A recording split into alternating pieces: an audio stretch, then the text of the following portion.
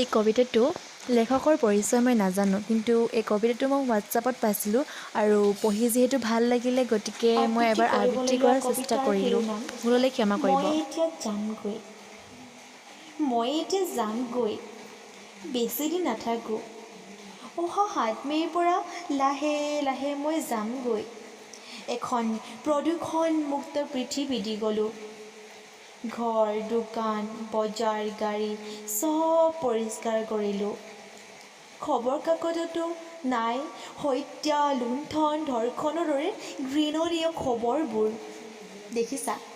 কিন্তু আটাইতকৈ ডাঙৰ কথা তোমাৰ মনটো পৰিষ্কাৰ কৰিবা।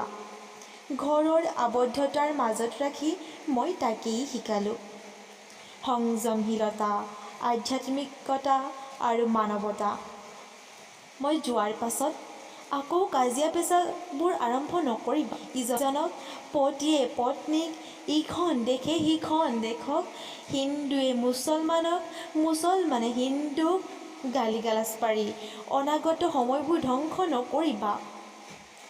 ভুলবোৰ নিজেই বুজি ভৱিষ্যতৰ বাবে সাজু হোৱা। মানুহৰ ভুল হয়েই।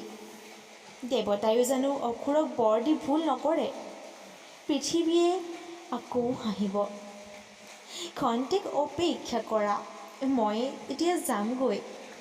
ধন্যবাদ।